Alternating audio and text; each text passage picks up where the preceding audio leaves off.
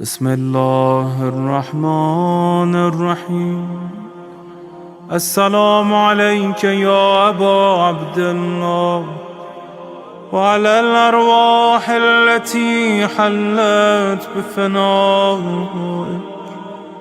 عليك مني سلام الله أبدا ما بقيت وبقي الليل والنهار، ولا جعله الله آخر العهد مني لزيارتكم.